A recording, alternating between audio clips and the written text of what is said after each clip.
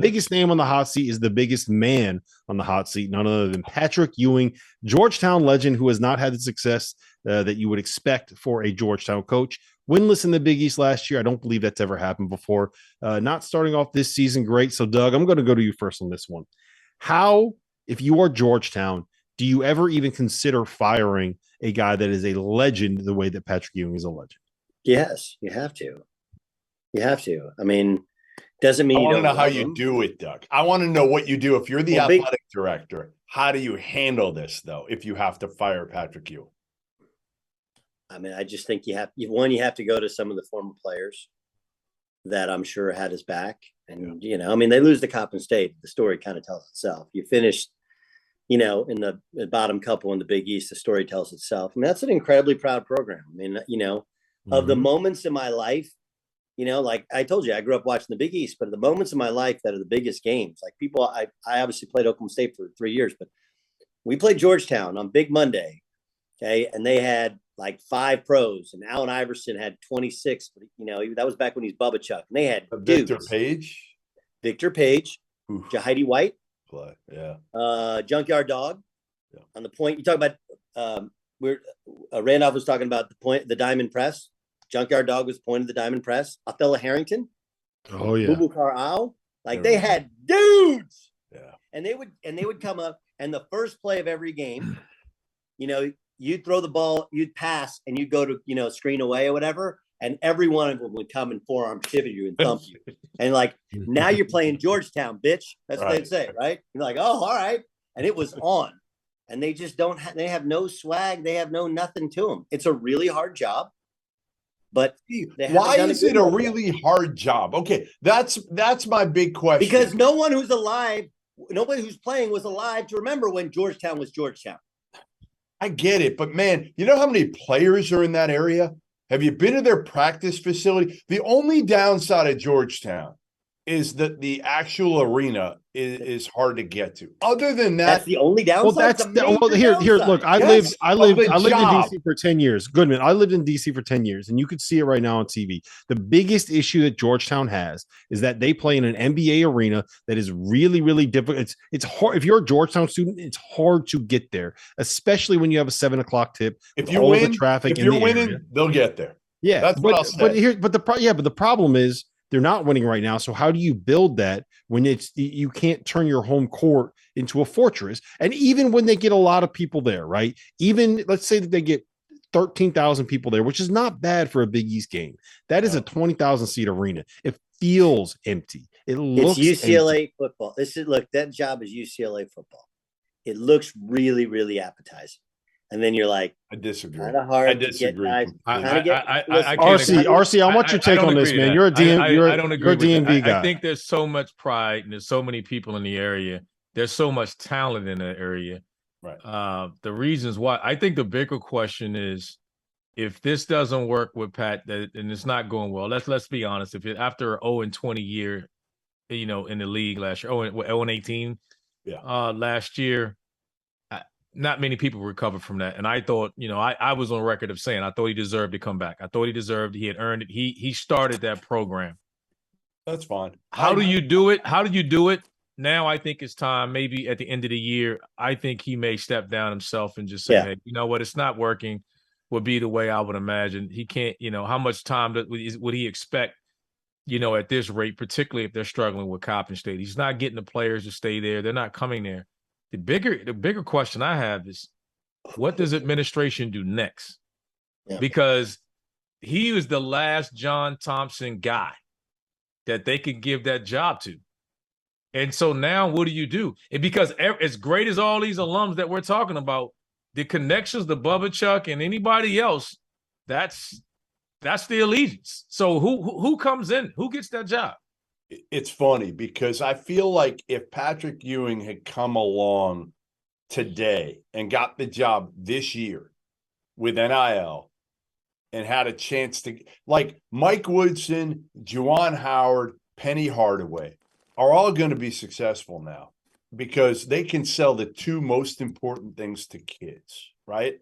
NIL, they all have NIL, all three of those. Michigan still getting it at a high level, but Memphis has it. Indiana has it. And if Georgetown could get that, you could sell NIL and NBA. And those are the two things that every kid wants right now. So to me, I almost feel like Patrick came along maybe at the wrong time a little bit. And again, my knock on most of these guys is they don't know how to grind like you need to grind in the college game. Ultimately, are they working? Patrick Ewing is what, 100 million probably in his bank account, so whatever it is, whatever the number is.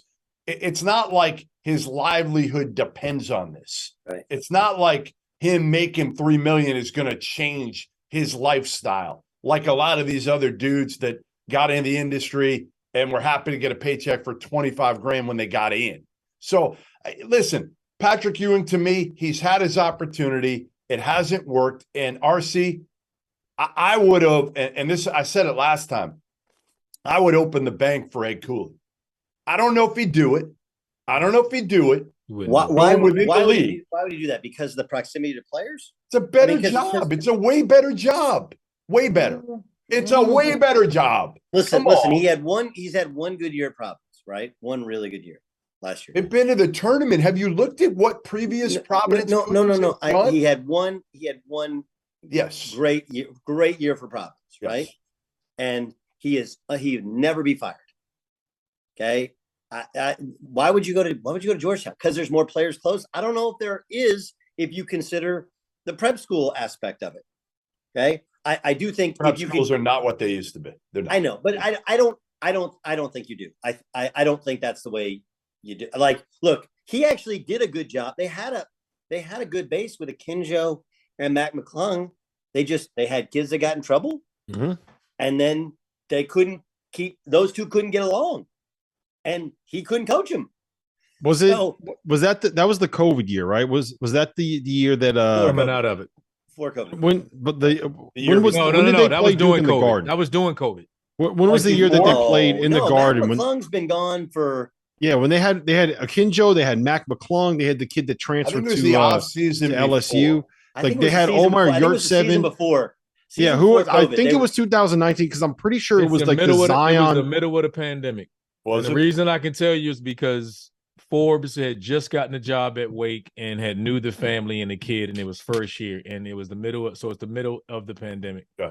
And I can assure you that just the timing. Whatever the case, we can argue all we want. Patrick Ewing is not getting it done there. He does not appear to be the answer there. To me, you made him shake up his staff last offseason. He did that. He brought in Kevin Nickelberry, who brought in Brandon Murray, who's a stud, right? Brandon Murray's a stud, probably will be an NBA player. So there's no excuse now. If Patrick Ewing doesn't get it done this year, he should go in to the AD and say, you know what? You gave me the chance. It didn't work. Thanks. I'm out. And I'll help you in any way I can get the next. Let me put this to you guys real quick. Let me put this to you guys. What is your threshold for working for Georgetown this year? Because considering that they went 0-18 last year, let's say that this group goes 7-11 in the Big East. They might struggle with a Coppin State first game of the year, a whole bunch of new faces, right? Let's just say that they find a way to win this game, because I think it's fair to assume they're going to find a way to win this game. And they end up getting like 18 wins. They go 7-11 in the Big East. They win a game or two in the Big East tournament, right? Like they're not horrible. They're in games. They're decent enough. Bring everybody back. You have a chance to improve the next year. Is that enough for you to keep them around for another year? Because I think that if it's Patrick, I think that's enough, because I don't know 7 in that league. That's enough for this year. But again, I think there need to be vast improvements. That trend needs to continue. Would be the stipulation. I think that they would probably. What are you saying they're going? What are you saying they're going this year? I don't know, like 18 wins. So 17, like 18 wins. Like that'll put them a winning record. That'll be a winning record. 7 or 8 wins in the Big East. NIT or no? 18 wins. Yeah, like right there, good enough. Like on the verge. Give him another year. Absolutely. Like a year. I think you give him a year at that point. Hey, Goodman. Think about a typical St. John's basketball season, like that, like one of those where they're okay. Like, they might get a big win, but everybody just knows they're not good enough. I think Georgetown, again, Doug's going to push back because they've. I'm just slandering the entire. They're a top 20 job. Georgetown is a top 20-ish job to me. No, it's not. What does it rank in the Big East? I mean, Doug, I mean, what do you think? What is the Georgetown job ranking the Big in terms East? of, well, I mean, this is a hard one, okay? Because I don't know how to view Nova right now. Because when Jay Nova's was a better there, job. You got to No, put no, Nova ahead of him right now. Jeff, can I, like, the great thing, like, let's just talk this thing out for a second, okay? Nova with Jay Wright is one of the 5-6 best programs in America, right? Now, like Nova, in terms of the quality job, they have a new arena, they have all the facilities you want. They also have the expectations of what's happened with Jay, makes it a harder job. I would say UConn's a better job. It has its challenges, but I think UConn's a better job. I think Nova's a better job.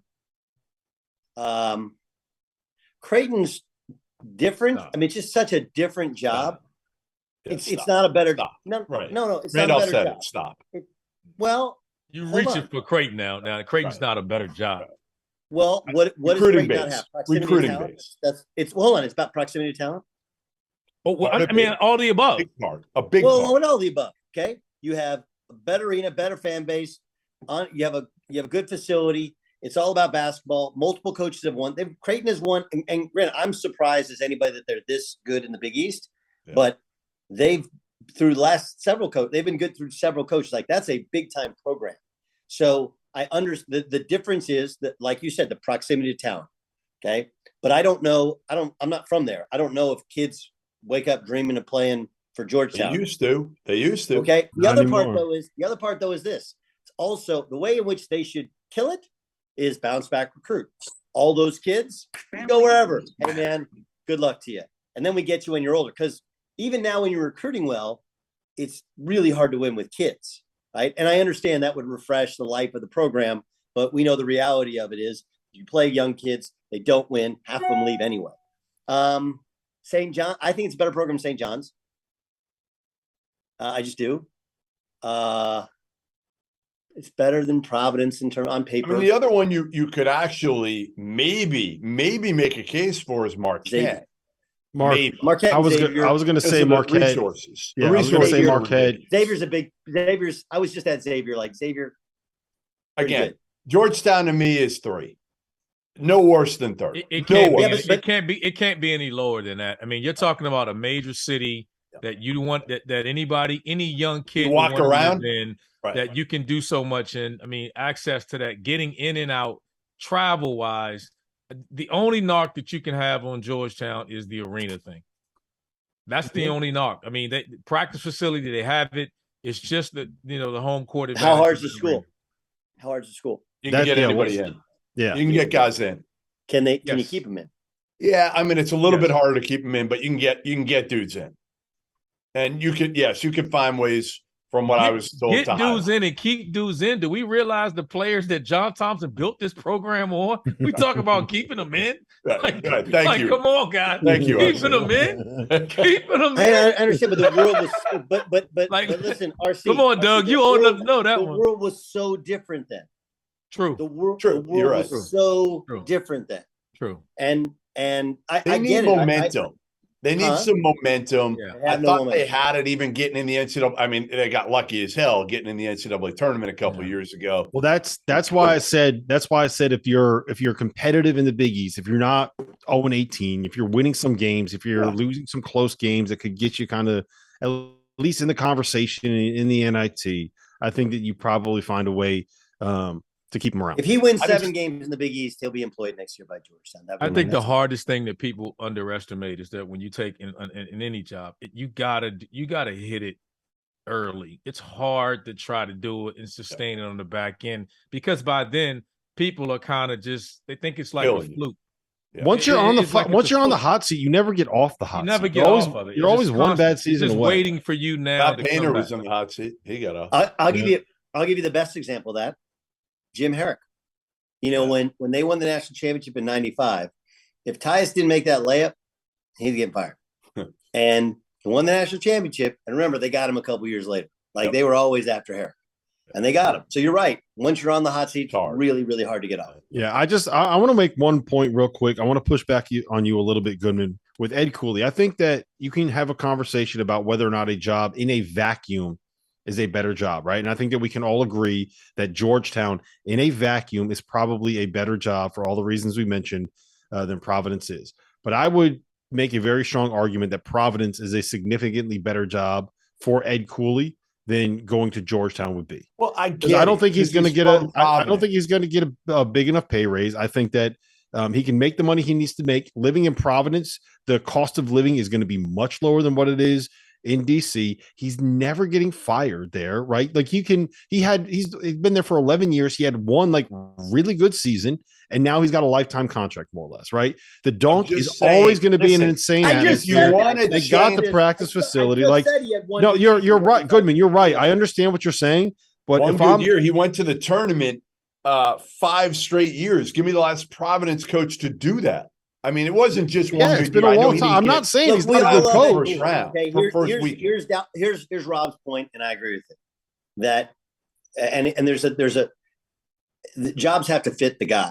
Yes, right. They have to fit the person, and you have to have a plan for that specific job. And I don't know how you can say that Georgetown doesn't fit Ed Cooley. No, it does. Goodman. What we're saying is, if you're Georgetown, you pick up the phone and you call Ed Cooley. Yes. If Ed Cooley gets on the Zoom and he's like, "Should I take the Georgetown job?" All of us should be saying, "No, like stay where you're at." No. Like and enjoy. I would say the opposite. I would tell him, RC, back me up here. No, I agree. You can go to a Final Four. You're capped out at Providence going to a Sweet 16. At Georgetown, the ceiling is a Final Four. And I know national titles was a long time ago, but JT3 did go to a Final Four, by the way. One. They've been to one Final Four since John Thompson the third left. They've been to one Final Four in 35 years. Yeah, you can do it. You know who's been to one Final Four? So has Loyola Chicago. George Mason. Chicago better. George Mason. Like George Mason. It's got the DMV. If you guys really believe Providence is a better job than Georgetown. No, we're not saying that. What we're saying is that if you're Ed Cooley, like do not leave Providence. Like do not leave where they love you, man. Don't leave where they love you to try to rebuild a program. By the way, they're down 61-58 to Coppin State at the under 8. Yeah, you're gonna leave Providence where they love you, where they sing Taylor Swift to you at every TV timeout to go play Coppin State in front of 20. There's more people watching this right now than there are in the Verizon Center watching Georgetown basketball. Here's an important part. That is all I'm going to say. RC and Jeff, here's an important part about Providence. Okay, Providence is everything to that city, to that town. Okay, PC basketball. What do you got in Providence? You got the Mafia, the Hill, and you got Providence basketball. That's it, right? That's it. So in this day and age, if Ed Cooley has that thing wired, part of the reason, the great thing about being there 11 years and being from there is, he's done a good job of signing kids, but there's like 2 waves to signing kids. You got to sign kid, then you got to come through with the NIL, right? And then it's the same thing in terms of the portal. You got to get a kid to want to come, then you got to get through with the NIL. Now, I don't know. Does Georgetown have the wherewithal to reach out to former NBA players? Sure. But to this point, with Patrick freaking Ewing as their coach, they haven't been able to crack the code for the most part on maybe he was the wrong hire. But again, I understand. He already has it wired. He already has it wired. If you already have it wired, you don't want to go and rewire something else. Yes, why? That's all I'm saying. Now I have to go and meet and introduce, and I have no sweat equity with these people. Whereas the Providence people, he literally walks on water. So he says, "So if he goes to somebody now, he's had that already. Listen, maybe I can get this kid. I need 50 large." Doug, maybe he's saying to himself, "You know what? I tapped this shit out at Providence. Maybe. I can't do any more. The expectations are so high for me now." He makes $3 million. What expectations? He makes $3 million. He's got a beautiful house. He goes and plays golf in Fairfield whenever he wants. I'm just telling you, Ed Cooley, I think he knows what happy is, and he's found happy. Yeah, that's the key to me. That's the key to me. Like that wasn't the debate. Not the point. I understand. That wasn't. I wasn't making the debate. So that's why I said RC, and then we can move on from here. That's why I said that I think Georgetown in a vacuum, we can all agree, is a better job than Providence. But Doug might disagree. That Providence is no Georgetown's a better job than Providence. I don't know. Let's see. Vacuum. Let's see what Doug has to say here. Yeah, Georgetown is a better job. By the way, if I'm Ed Cooley, that's not the job I take. There's better jobs out there. What job? Who are you taking? Oh yeah. Well, let's get to some of the other jobs. Right? No, I want to. Before we put a ball on this, I want to know, RC. You are a DMV guy. You grew up in DC. If you're, I'm making you the Georgetown AD. You have just been hired. You had a nice big fat contract. You can take a risk if you need to take a risk. Who's the first call you make, and who's the guy that you think you really need to? Who do you think you end up with? Like, what's the right fit there? Who are you hire? We just talked about it. I think Ed Cooley would be at the top of the list. Yep. I think his personality just fits it. That's right. He's a personality fit that fits the area. Like I can sit here and name a bunch of guys and say, hey, Tommy Amica's from DC, and name guys from DC. But Ed Cooley personality fits. He fits. I mean, he would, the media would, eat him up. Everything there, they would eat him up. He has the personality to pull it off. Give him a blank check, RC. He will go in, if you gave. Yes, I tell you what. If that was the case, and we, obviously we're playing this game here, that will be my first call. And you need five. What does it take? Who else? Yeah, let's say he turns it down. Mike Jones from DeMatha be on your list, RC? Would he be on it at all? Now at Virginia Tech, I know. Listen, awesome. I know it's an outside the box one. Outside the box, he's wired there. Awesome. Oh, you like it? I love that. You like it? I love that. I don't like that. I love that. Good. RC? Yeah, I think he'd be a good hire for it. I don't question that. I just don't. Again, he doesn't like Mike Jones. He doesn't like. No. I love Mike Jones. I got a great deal of respect for Mike Jones. But I think the automatic assumption is because he coached at DeMatha. It's just like I would imagine that when you talk to him about it. I've never asked him this, but everybody would assume that, all right, he's supposed to get every player out of DeMatha that comes out. Not going to happen. And that's not realistic. So that's the only reason why I say it may be a little bit unfair to him, because someone would sit there and say, all right, I expect everybody to come from DeMatha, that we should get him here at wherever he's going to be. And then the question is, could he get Gonzaga kids? Can you get other spots? But if you can, right. I agree. I like the premise of you need a big personality there. I'd also say this, like, the Wizards obviously aren't good, but it is a football town, right? And so you're still kind of second fiddle, even though you're the number one. You can be the number one basketball draw if you get it going. I don't know. It's a fascinating thing, really fascinating, because the league should have gotten easier when all the big schools left, and they just could never get it going. Yeah. And I've sat with Pat Ewing, and I know Jeff has some negative thoughts about him. I've sat with him like. No, I love Ewing as a guy. I love Patrick Ewing. I think he's super invested in them being good. I love Chris Mullen. I think he is. Jeff's saying the same thing. I think Jeff's saying the same thing. He is. I just think Jeff is saying from the beginning, and everybody kind of felt that way, is that it's not a problem with him being the head coach. It was who he surrounded himself with when you take the job, because the NBA guys, you don't know. It's hard. Like, we all know this. It's just a well-documented thing. Very few NBA guys come down to college and realize how hard this shit is. Yeah. They just don't realize how hard it is. And you assume because of your name, or I say, hey, I'm an NBA, that it's going to matter. And nowadays it doesn't matter. You can't tell me Georgetown doesn't have NIL money. You can't tell me there's not money there in that area. And that's, in that area, and what the history-wise, tradition-wise, it has it all. Is it older for older generation? True. It's still a Jordan brand school. I mean, it has everything that you would want that appeals to these kids. It has its own brand, like very few other colleges do. The older generation of Georgetown fans are the ones that have all the money, and they're the ones that want that program to be good better than anybody else. So but guess what they also have? They're also parents to these kids that are coming along that are making these decisions right now. Mm-hmm.